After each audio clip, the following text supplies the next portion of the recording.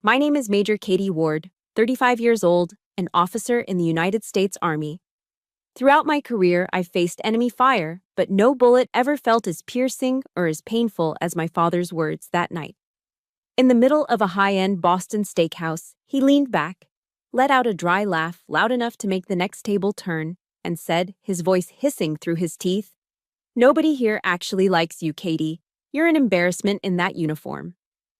My sister Jessica just smirked, a cruel little twist of her lips, while my mother, she just silently bowed her head, cutting into her filet mignon with the kind of focus you'd give to the most important task in the world. They thought my silence was defeat. They had no idea that in my head a combat order had just been issued. Before I tell you about the first move in my operation, and why a week later my father was screaming into my voicemail calling me a grateful traitor, let me know where you're watching from. Hit that like button and subscribe if you believe family should be your safe harbor, not your first battlefield. The silence in my apartment near Fort Belvoir, Virginia, was a comfort I'd come to rely on. It was a clean, orderly silence, the kind that follows a successfully completed mission. My last video conference call, a tense briefing that had stretched into the late afternoon, was finally over. I stood in my kitchen, the disciplined lines of the countertops clear and uncluttered, and poured myself a tall glass of iced tea. The clinking of the ice cubes against the glass was the only sound as I walked to the window, looking out over a landscape of manicured suburban peace that always felt a world away from the dust and chaos I knew overseas. This was my debriefing room, my personal sanctuary. That's when my phone rang, shattering the quiet. The caller ID read, "Mom."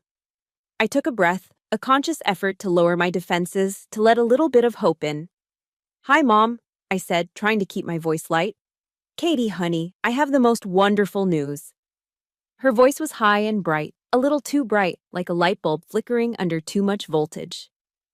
"Jessica's getting married. Can you believe it? My little girl." For a split second, a genuine warmth spread through my chest. A wedding. That's what families did. They came together for weddings. Maybe this was it. The event that would finally bridge the gap that had widened into a canyon between us over the years. Jessica and I hadn't always been at odds. I could vaguely remember a time when we whispered secrets under the covers, when she was just my big sister, not my polished, perfect rival. "Wow, Mom, that's great news," I managed, the flicker of hope growing a little stronger. "When's the big day?" "This spring. It's all happening so fast, you know how Jessica is. We'll get an invitation out to you soon, of course." She said it so casually, as if my attendance was a simple logistical detail, like booking the caterer. Still, I allowed myself to hope. I allowed myself to imagine standing beside my sister, dressed in a soft, flowing bridesmaid dress, a world away from my crisp dress blues. I allowed myself to feel for just a moment like a daughter and a sister, not just an officer. A few days later, the invitation arrived. It was exactly what I'd expected from Jessica. Thick, cream-colored cardstock with elegant, swirling calligraphy. It felt heavy in my hands, substantial, official. But when I slid the inner card from the envelope, the weight in my hands turned to a block of ice in my stomach. My breath hitched. It was addressed to Major Katie Ward. But the address itself for my unit had the zip code wrong. A small detail, but it screamed of a carelessness so profound it felt intentional. Then I read the enclosed card. It wasn't a request to be her maid of honor, a role I'd foolishly, childishly, always assumed would be mine. It was a list of assignments. My name was listed next to two duties: gift table management and guest parking coordination. Below, in my sister's perfect, looping handwriting, was a small note scrawled in blue ink. "You're used to telling people what to do, right? Figured you'd be a huge help." The air left my lungs in a painful rush. This wasn't an oversight. This wasn't a mistake made in the chaos of wedding planning. This was a message, calculated and delivered with surgical precision. I wasn't family. I was personnel. I was a resource to be deployed. The uniform they resented was now being repurposed to direct their friends' luxury sedans into parking spots. The insult was so absolute, so breathtakingly cruel, that for a long moment I could do nothing but stare at the card. The beautiful, hateful words blurring in front of my eyes. My first call was to my mother. I needed to hear her say it was a misunderstanding, a stupid joke, anything. She answered on the third ring, her voice already laced with a familiar weariness. I explained what the invitation said, my own voice tight and controlled, a soldier reporting enemy contact. There was a long, heavy sigh on the other end of the line. "Oh, Katie," she said, and her tone was filled not with shock or anger on my behalf, but with a tired, familiar blame. "Don't make a big deal out of this. Jessica is just so stressed. She just thought you could lend a hand. You know, with your personality. You're not exactly a bridesmaid dress kind of person, are you?" Her weak excuse, the implicit judgment of who I was, hurt more than Jessica's open contempt. She wasn't defending me, she was managing me. She was blaming me for having the audacity to be wounded. In her world, my pain was an inconvenience to Jessica's perfect wedding narrative. The silence that followed her words was a confirmation of everything I feared. She was a passive accomplice. She saw the wound, and instead of helping, she told me to stop bleeding on the carpet. I ended the call without another word. The hurt, white hot and sharp just moments before, began to cool, crystallizing into something hard and clear. Resolve. I was done. Done begging for scraps of affection from their table. Done accepting the bit parts they assigned me in the story of their perfect family. I would not be defined by their small-minded roles. No, I would do something bigger. I would make one last, grand gesture. I would invite them to a lavish dinner, give them a gift so extravagant they couldn't refuse it, and force them, for once, to see me. Not the uniform, not the convenient problem solver, but me. "I will make them listen," I said to the empty, silent room. But as I began to plan, a cold question echoed in the back of my mind. Why did I think this time would be any different? What made this insult the final straw, after a lifetime of smaller, sharper cuts? Before I tell you what happened at that dinner in Boston, you need to understand the battles I'd already lost, long before I ever put on a uniform. The wedding invitation wasn't a singular act of cruelty. It was the culmination of a lifetime of them. It was another pin pushed into a map of my life that was already crowded with painful landmarks. To understand the cold resolve that settled in my heart that day, you have to understand the terrain of my past, the geography of my family's particular brand of indifference. The first major landmark was erected when I was 16. I remember the smell of gunpowder clinging to my clothes and the satisfying weight of the state marksmanship trophy in my arms. It was a gleaming, gold-plated cup on a marble base, and my heart pounded with a bright, clean pride I'd never felt before. I had worked for this. Every weekend, every afternoon I could spare, I was at the range, practicing my breathing, my focus, my stance. I had earned this. That night at dinner, I carefully placed the trophy in the center of the dining table where it caught the light. I waited. Finally, my father glanced at it, a brief, dismissive flick of his eyes. Then he turned his full attention to my sister, a senior that year. "So, Jessica," he said, leaning forward with a sudden, vibrant interest that was a punch to my gut, "tell me about the speech for your student council president campaign." And just like that, I vanished. The rest of the meal became the Jessica Show.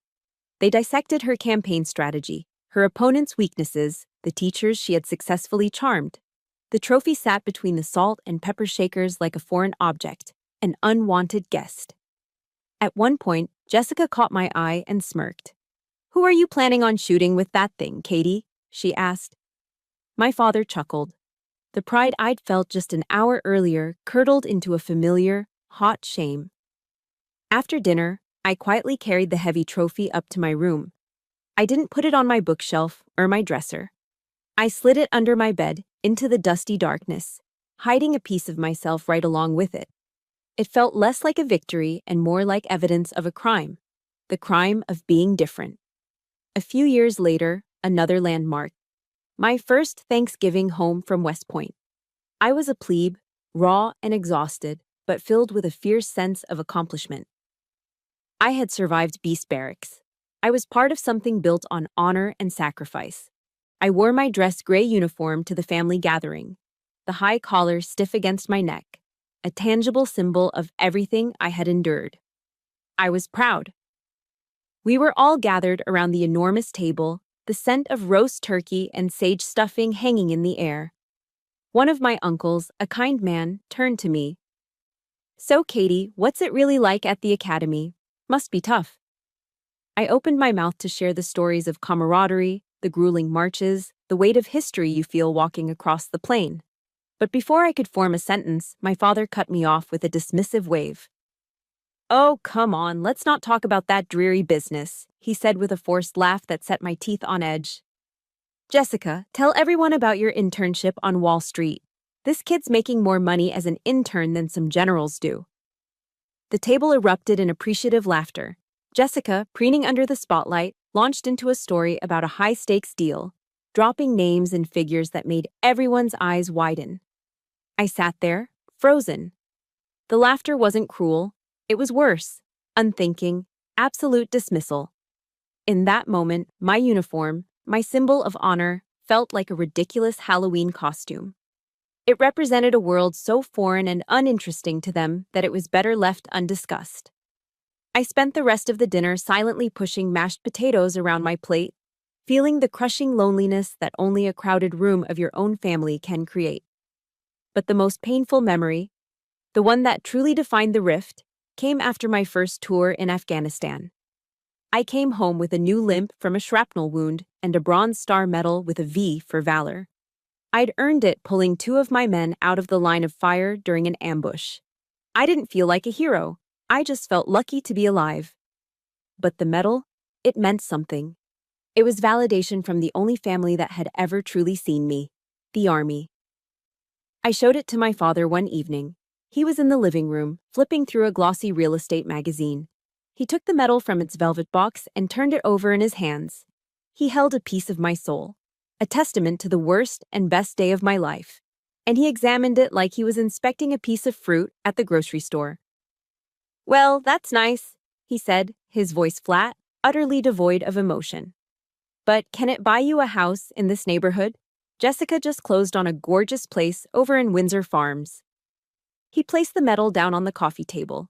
It made a small, dry, metallic sound as it touched the wood, landing right next to the magazine cover advertising multi-million-dollar properties. He didn't just dismiss my courage, he assigned it a monetary value and found it wanting. He laid down my sacrifice and placed a price tag on it. And it wasn't enough. But amidst those bleak, gray memories, there was one point of light. My grandfather, William, a World War II vet. A quiet, stoic man who smelled of Old Spice and saw things other people missed. He was the one who first took me to a shooting range. He didn't fill the air with chatter. He just stood behind me, his hand gently correcting my stance, his voice a low rumble. I remember the first time I hit a bullseye. I looked back at him, expecting loud praise. He didn't offer any. He just nodded slowly, a rare, small smile touching the corners of his mouth. "See?" he said, his voice full of quiet satisfaction. "You've got it." Steadiness. That one word, steadiness, became my anchor. It was the only validation I ever needed, and the only one I ever truly got from my blood relatives. He saw my difference not as a flaw, but as a strength. If you've ever had that one person in your life who saw the real you when no one else did, please hit the like button and in the comments, just type the word steadiness, so I know I'm not alone. As I stood in my apartment years later, the cruel wedding invitation still in my hand, I walked to my dresser and opened a small wooden box. Inside, resting on blue velvet, was the Bronze Star. I picked it up, its weight familiar in my palm.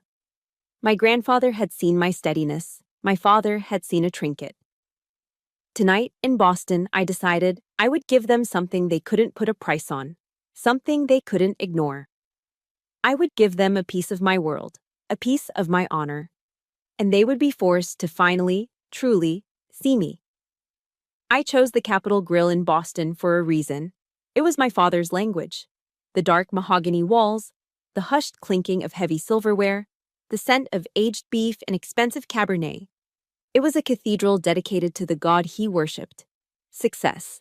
I thought, foolishly, that if I met them on their turf, spoke their language, they might finally listen. I arrived early, my heart hammering against my ribs with a nervous rhythm that felt foreign in my own body. I smoothed down my simple black dress for the 10th time, a useless gesture to calm the storm inside me. I was a major in the U.S. Army. I had led troops under fire. But sitting here, waiting for my family, I felt like a raw recruit on her first day. They arrived in a wave of expensive perfume and casual entitlement. Jessica's eyes scanned the opulent dining room with a practiced, judgmental gaze, while my father gave a curt nod of approval, as if he were inspecting a property.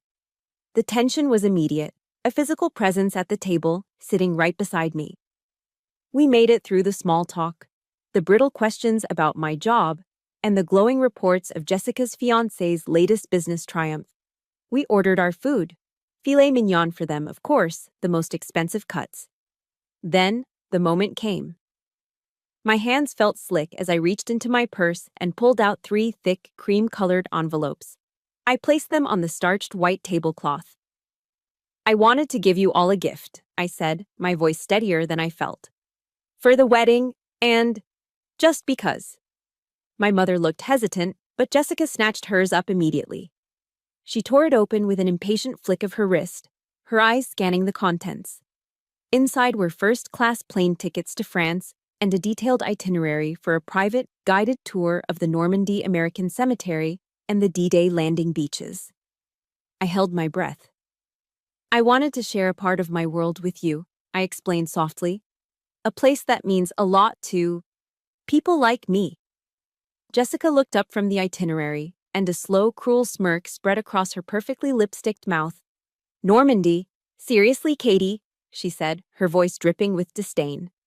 "Are you still trying to recruit us into your little army fan club? Who on earth wants to spend their vacation looking at a bunch of sandy beaches and graveyards?"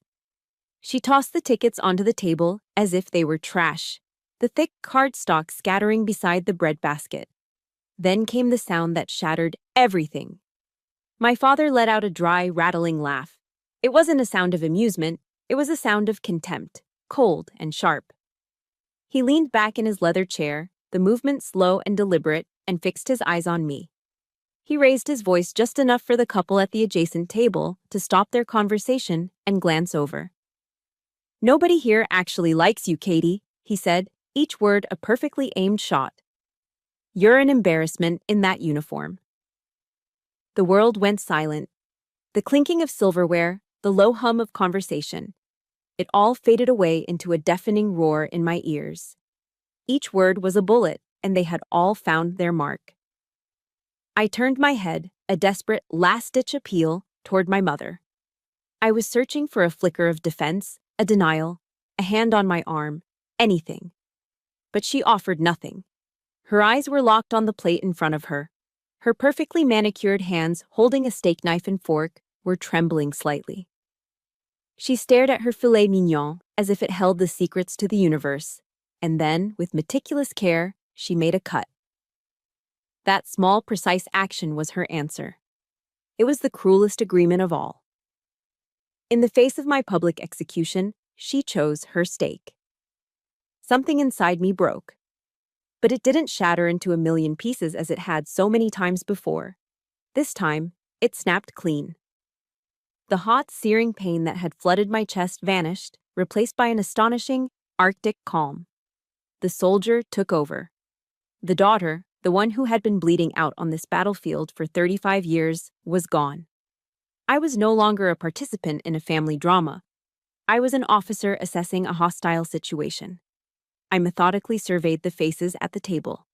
Jessica's smug satisfaction, my father's cold superiority, my mother's cowardly retreat. I saw them not as family, but as enemy combatants. Information received, threat assessed. I looked my father directly in the eye, and a faint, almost imperceptible smile touched my lips. "Roger that," I said. My voice was even, clear, and completely devoid of emotion. It was the voice I used on the radio to acknowledge a direct order. Then I stood up. I placed my cloth napkin neatly on the table, turned, and walked away. I didn't look back. My footsteps were steady on the plush carpet, my back ramrod straight. I could feel their stunned silence behind me, a weapon that had finally lost its power. As I pushed through the heavy doors and stepped into the cool Boston night, my phone buzzed in my hand. It was a text from Jessica. I glanced at the screen. "Good luck finding anyone else to admire your medals." I stopped on the sidewalk. The text wasn't an insult, it was targeting data. It was a confirmation of the enemy's position and disposition. It clarified my mission parameters. My lips curled into a true smile this time, cold and sharp. The battle was over. The war had just begun. Sleep was a luxury I couldn't afford that night. The flight back from Boston was a blur. Instead of succumbing to exhaustion, my mind was sharp, clear, operating with the cold precision of a mission planning session. The humiliation in the restaurant hadn't broken me, it had forged me into something new. By the time the sun began to cast a pale gray light over Virginia, my operational plan was complete. The first objective had to be symbolic. It had to be decisive. It had to hurt. At 0600 hours, I called my lawyer. He was an early riser, a fellow veteran. He answered on the first ring, his voice crisp and awake. "Sell the house in Richmond," I said, my voice devoid of any hesitation. There was no preamble, no explanation. It was an order.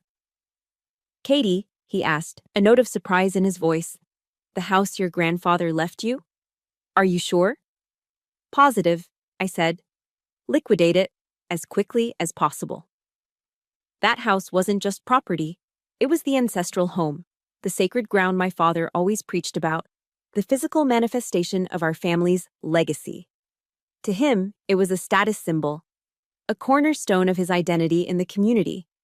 To me, it was the last chain tethering me to them. Selling it wasn't a financial decision.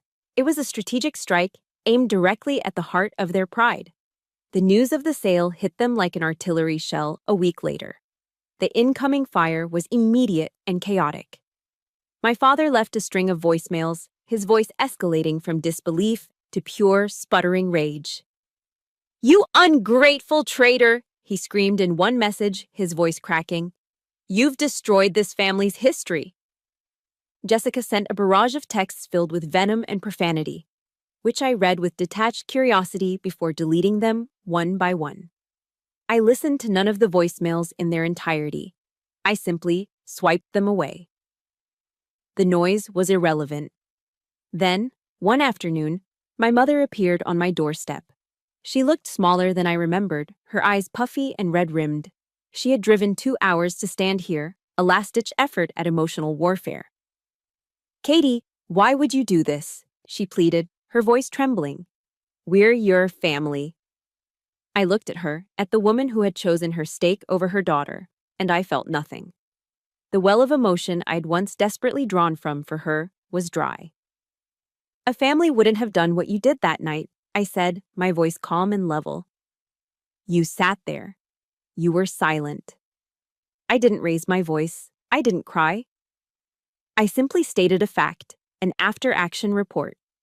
Her face crumpled, not in understanding, but in the frustrated agony of someone whose usual tactics have suddenly failed. I gave a small final nod and gently closed the door. The clean, solid click of the lock felt like the end of an era. But even a soldier needs allies. The weight of the campaign I had just launched was beginning to settle on me, and I knew I couldn't wage this war alone. I called the one person I trusted without reservation, my fiancé, Mark. He was a captain in the JAG Corps, the Army's legal arm. His mind was as sharp as a bayonet, and his loyalty was absolute. We met at Gadsby's Tavern in Old Town Alexandria. The place was steeped in history, its dark wood walls and uneven floors having witnessed conversations with George Washington himself. It felt appropriate, a place of strategy and revolution. As we sat in a quiet corner booth, I laid out the entire situation for him, from the wedding invitation to the voicemails on my phone. Mark listened. He just listened, his eyes never leaving my face. He didn't interrupt. He didn't offer platitudes or tell me it would all be okay. He let me deploy the entire ugly story without judgment. He treated my testimony with the respect a lawyer gives to a crucial witness. When I finally finished, the silence that followed wasn't awkward. It was analytical. He took a slow sip of his beer. He wasn't just my fiancé in that moment. He was my strategic advisor. He saw the battlefield exactly as I did. I understand, he said, his voice low and firm. They crossed a line, a big one. It's time to fortify your defenses and prepare for a counteroffensive. This was the language I understood. This was the support I needed. Not pity, but a plan. Not sympathy, but solidarity. He reached across the table and refilled my glass from the pitcher of beer we were sharing. He paused, his eyes narrowing slightly in thought. I remember you told me once you'd set up a family support fund, he said, his tone shifting from comforting to tactical. From your savings and combat pay. You put Jessica in charge of managing it, right? I nodded, a cold feeling beginning to creep up my spine. Yeah, I set it up years ago, in case my parents needed anything as they got older. Jessica has her MBA, so it seemed logical. Mark leaned forward, his voice dropping even lower. Logical, maybe, but wise? Not so sure. Her lifestyle has been extravagant lately, even for a finance person. My legal opinion? He looked at me, his gaze sharp and focused. It's time for a full financial reconnaissance mission into that fund. We need intelligence. The word hung in the air between us. Intelligence. It wasn't a suggestion born of anger or revenge. It wasn't a petty move. It was a sound, strategic military objective. Mark wasn't just offering a shoulder to cry on. He was offering me a weapon, crafted from his own expertise. For the first time since that horrible dinner in Boston, I didn't feel like I was just defending. With Mark by my side, I was about to go on the attack. Mark's financial reconnaissance mission was executed with the meticulous precision of a military operation. He didn't just look into it himself. He insisted on hiring an independent forensic accountant, a third-party expert, to ensure every finding was objective and legally irrefutable. No room for error, no room for doubt, he'd said. We need clean intelligence. A few weeks later, I was sitting in his home office late at night. The air was thick with tension, the only light coming from a single desk lamp that cast long shadows across the room. Stacks of bank statements, spreadsheets, and legal documents covered every available surface. It felt like a command center in the hours before a major offensive. Mark sat opposite me, his expression grim. He slid a highlighted document across the desk. Here it is, he said, his voice low and even. The point of entry, it started small. A few $100s here and there. Then the withdrawals got bigger, bolder. The truth, laid out in the cold, hard language of numbers and dates, was far worse than anything I could have imagined. This wasn't a case of my sister borrowing some money and being too proud to ask. This wasn't a bad investment or a desperate gamble to keep a business afloat. This was systematic, calculated embezzlement. The forensic accountant's report was devastatingly clear. Over the past 4 years, a total of $500,000 had been siphoned from the fund. $500,000. Gone.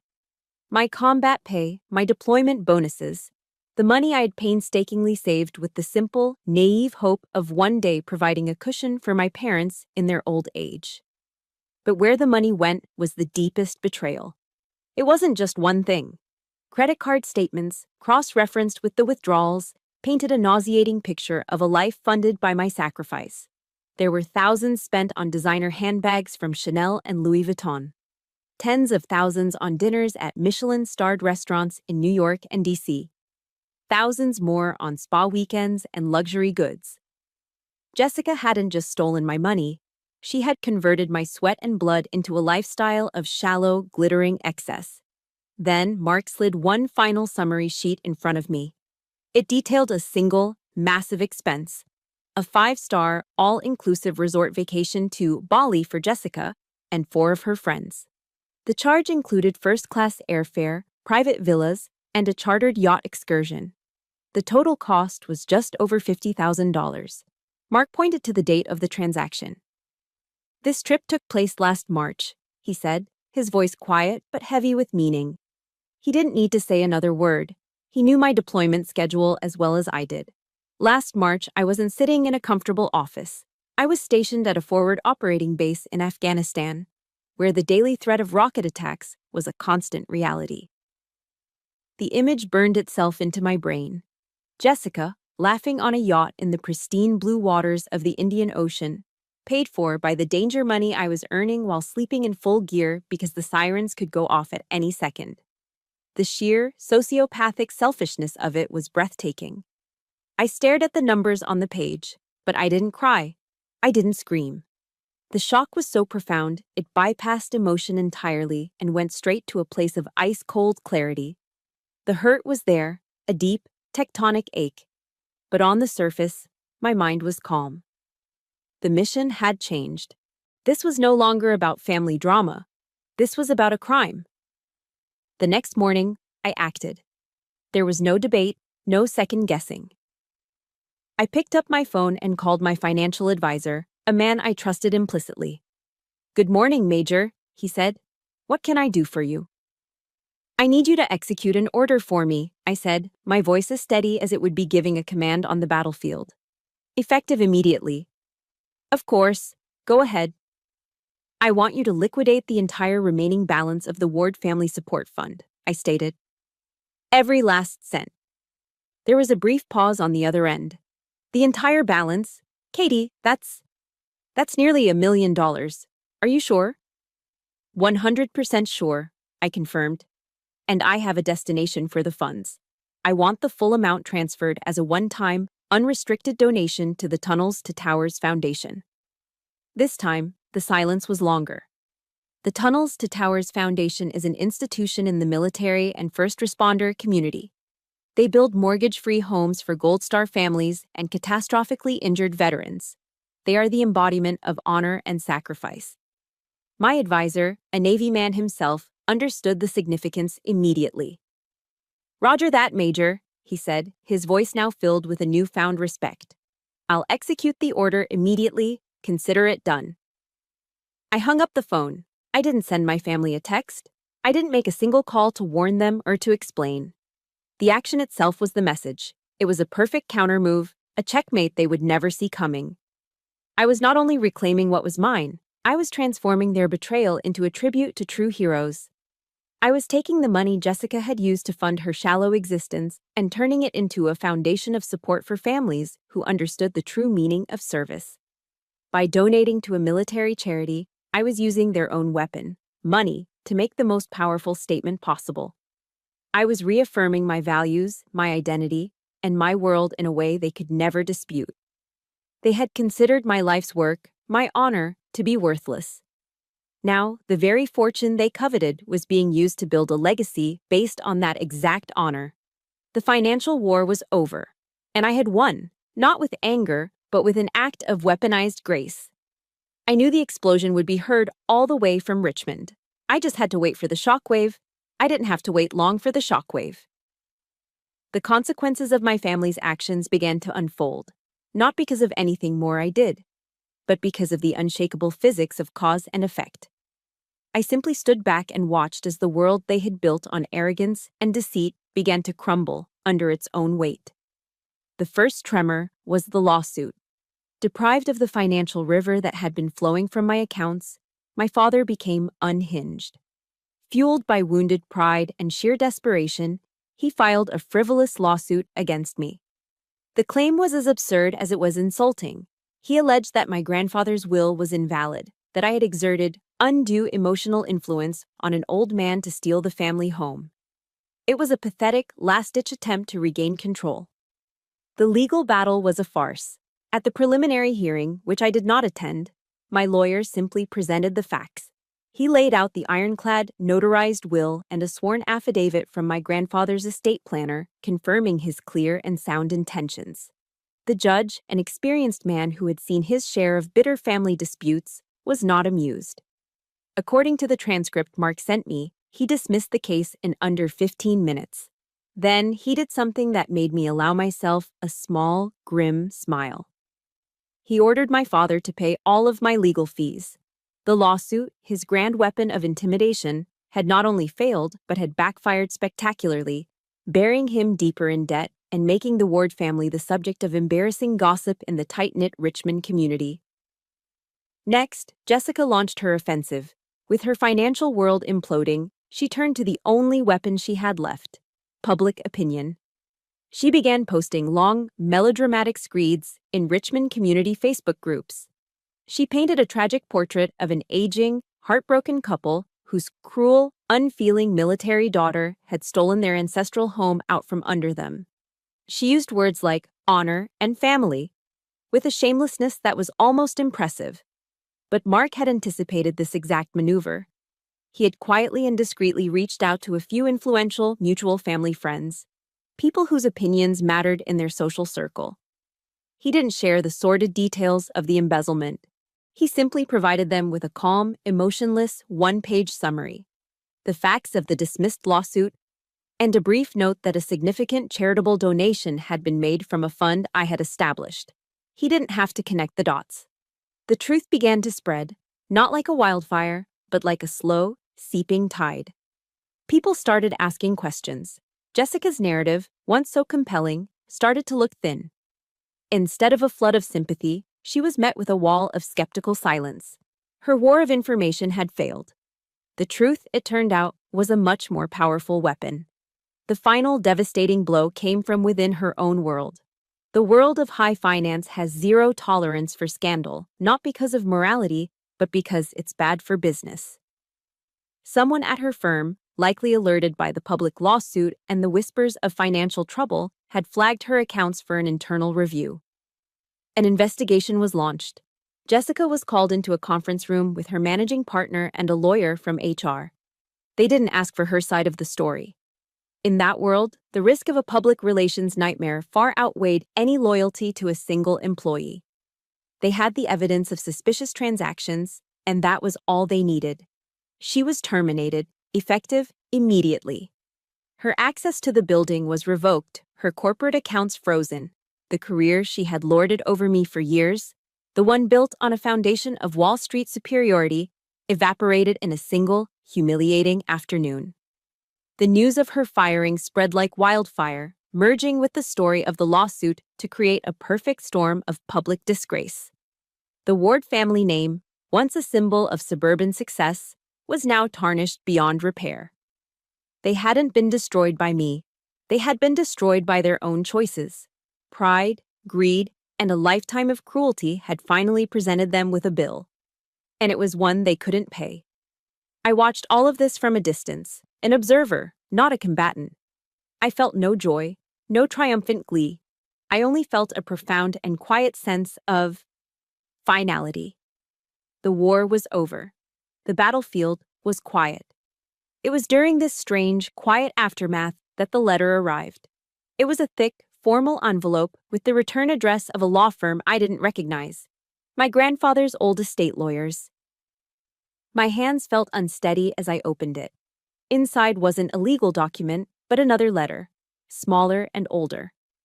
The paper was yellowed with age, the envelope sealed with a wax stamp that had long since grown brittle. On the front, in my grandfather's familiar, strong, slanted handwriting, were the words, "For Catherine Ward, to be delivered only when she truly needs it." My breath caught in my throat. I ran my thumb over his handwriting, a jolt of memory and love so sharp it almost brought me to my knees. He was the only one. My first and only true ally.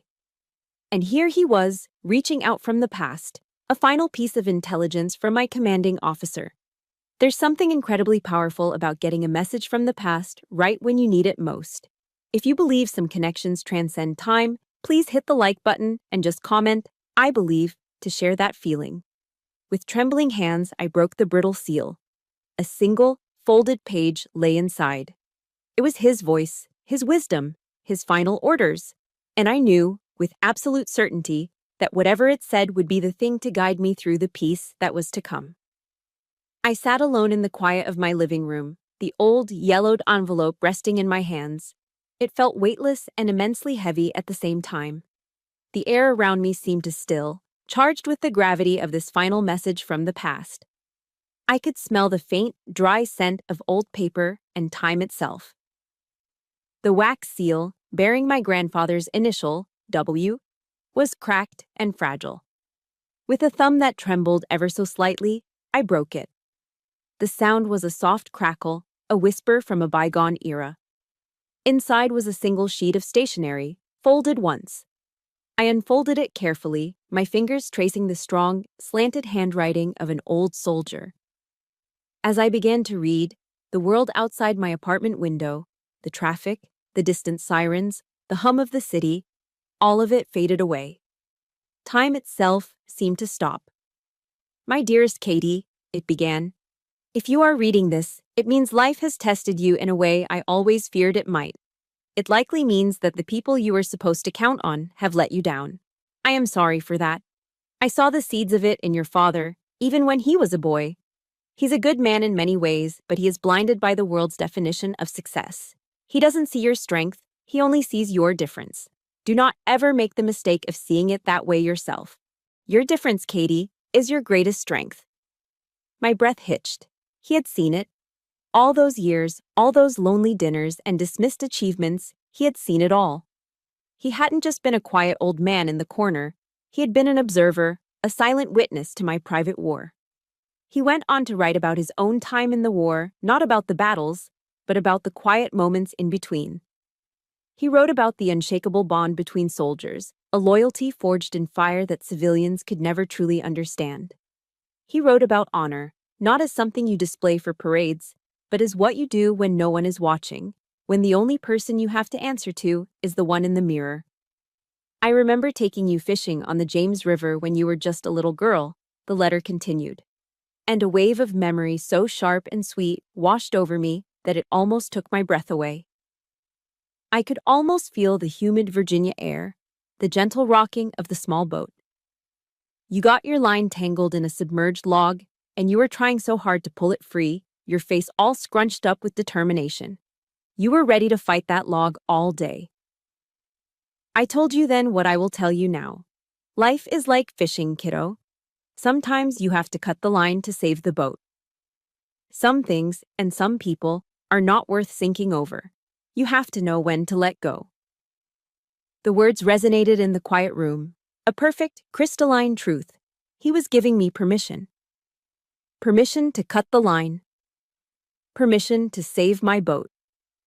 But it was the final paragraph that finally broke through the wall of composure I had spent a lifetime building. "They will likely never understand you, Katie. And that's okay. You do not need their permission to be great. Honor is not something that is given to you by others. It is something you build within yourself every single day with every choice you make. This house I left you is not just bricks and mortar. It is your freedom. It is a foundation. Use it to build a life of your own making, on your own terms. Never ever let anyone extinguish that fire inside you." A single, hot tear fell from my eye and landed on the page, blurring the ink of his final words. And then another followed, and another. For the first time in years, Major Katie Ward wept. But these were not the tears of grief or pain that I had swallowed for so long. They were tears of pure, absolute release. It was the feeling of a soldier, lost behind enemy lines for years, finally hearing a friendly voice on the radio. It was the feeling of coming home. The crushing weight I had carried on my shoulders for my entire life, the desperate, exhausting need for my father's approval, for my family's acceptance, it simply lifted. It dissolved into nothingness, washed away by the words of a man who had seen me, truly seen me, all along. The letter was a new compass. It reoriented my entire world. I realized my struggle was no longer about them. That war was over. The ceasefire had been called. My new mission was not to fight against my family, but to fight for something far more important, for my own future, and for his legacy. The validation I had so desperately craved from a father who couldn't give it had been there all along, a priceless inheritance from a man who had been a truer father to my spirit than my own had ever been. I folded the letter with reverence, holding it to my chest. A profound peace settled over me, a quiet strength that felt more real and permanent than any medal I'd ever earned. The battlefield had shifted.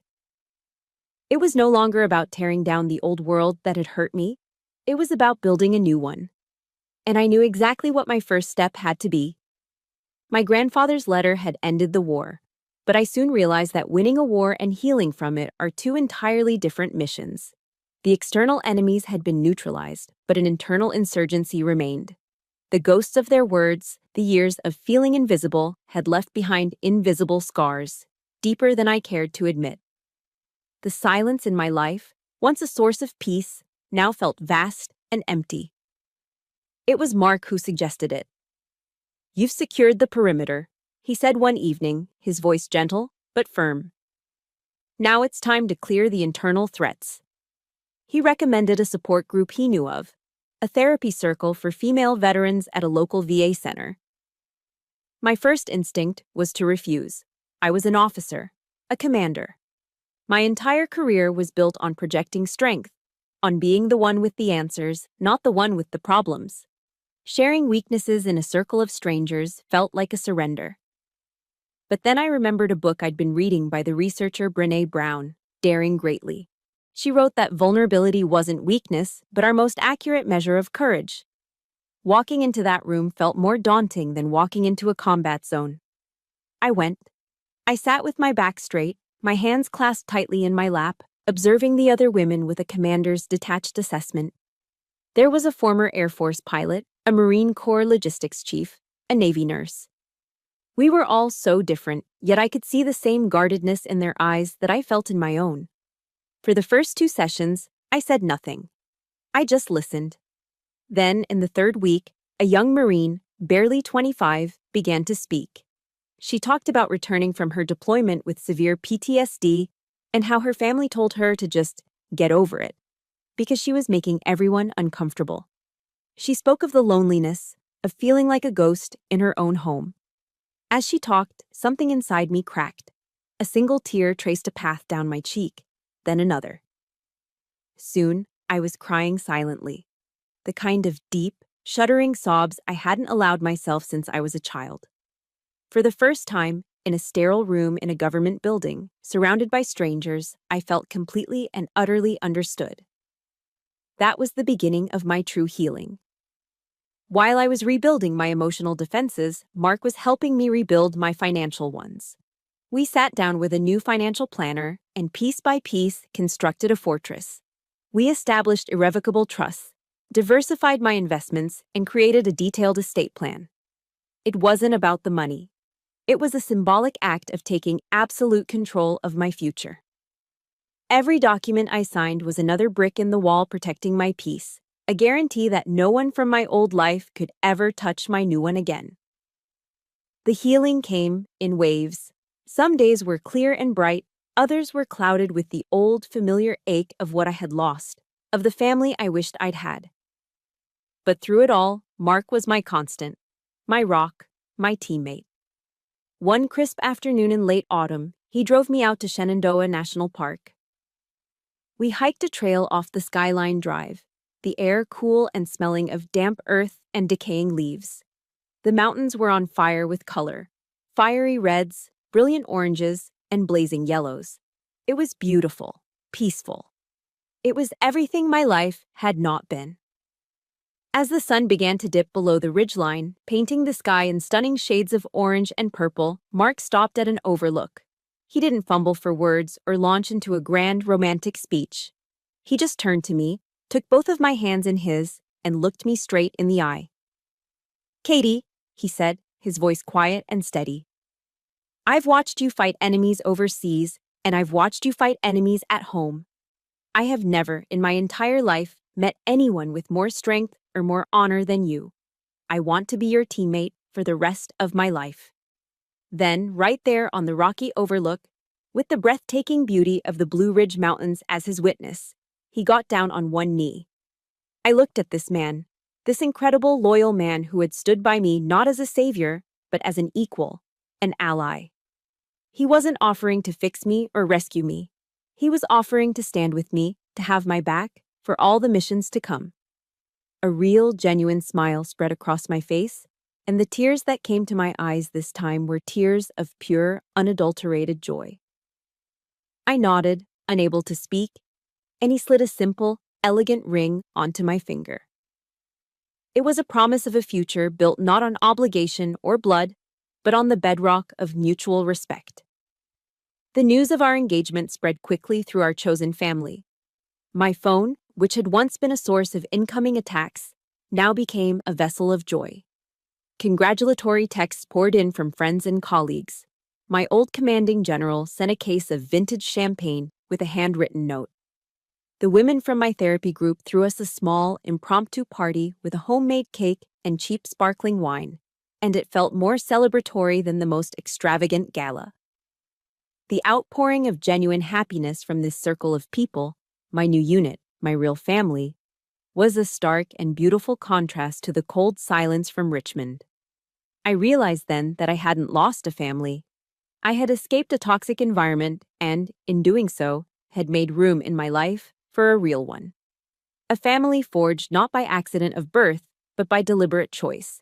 A unit bound together by loyalty, respect, and unconditional love. In the months that followed, news of my former family reached me in fragmented pieces like distant, garbled radio transmissions from a war I was no longer fighting. I didn't seek out the information. It simply found its way to me through the quiet grapevine of mutual acquaintances. I learned that my parents, crushed by legal fees and mounting debt, had been forced to sell the house they'd lived in for 40 years. The grand suburban home that had been the stage for so much of my pain was gone, replaced by a small sterile condo in a retirement community. The thought brought me no pleasure, only a quiet, hollow echo of what could have been. I learned about Jessica too. Facing fraud charges from her former employer, she'd accepted a plea bargain to avoid prison time. But a felony conviction and a permanent mark on her financial record meant her high-flying career was over for good. She who had defined her worth by her title and her salary now had neither. I listened to these reports with a strange sense of detachment. There was no victory lap, no triumphant fist pump. They didn't collapse because of me. They collapsed under the weight of their own choices, their own greed, their own cruelty. I had simply stepped out of the way and allowed gravity to do its work. Then one evening, a call came from an unknown number. I almost didn't answer, but some instinct told me to. It was my mother. Her voice was different this time. The anger was gone, the blame was gone. All that remained was a thin, brittle desperation. "Katie," she began, her voice cracking. "Your father, his heart condition is getting worse. And Jessica she's a mess. You can't just turn your back on us like this. We're your family." I stood in my kitchen, the phone pressed to my ear, and I listened. I listened to the tremor in her voice, to the unspoken plea for a rescue, for a return to the old order where I was the designated shock absorber for their lives. The old Katie would have felt a surge of guilt, of obligation. The old Katie would have caved. But the old Katie was gone. I felt no anger, only a vast, distant sadness for these people I no longer knew how to love. "I'm sorry to hear about Dad's health," I said, and my voice was calm, steady. It was the voice of a compassionate but firm professional. "I can send you the information for a highly rated in-home care service, but I can't come back. I wish you all the best, Mom." Then, before she could reply, before the familiar guilt could find a crack in my armor, I ended the call. I set the phone down on the counter and took a deep, steadying breath. The final boundary had been drawn. The line had been cut. The contrast between their world and mine was never starker than on my wedding day. Mark and I were married at the Marine Corps Memorial Chapel in Quantico, Virginia. It wasn't a lavish affair. The chapel itself, with its soaring wooden arches and stained glass windows depicting scenes of courage and sacrifice, was all the decoration we needed. The pews weren't filled with distant relatives and my parents' business associates. They were filled with our comrades, our friends, the women from my therapy group, the people who had stood with us in the trenches of our lives. They were our family. There was no one from the Ward family in attendance. No father to walk me down the aisle, no mother to fuss over my dress, no sister to stand beside me. And as I stood at the altar, holding Mark's hand, I looked out at the faces of the people who truly saw me, who celebrated me, and I felt not a single pang of absence. On the contrary, I felt an overwhelming sense of presence. I felt completely, utterly whole. The space wasn't empty, it was filled with genuine love.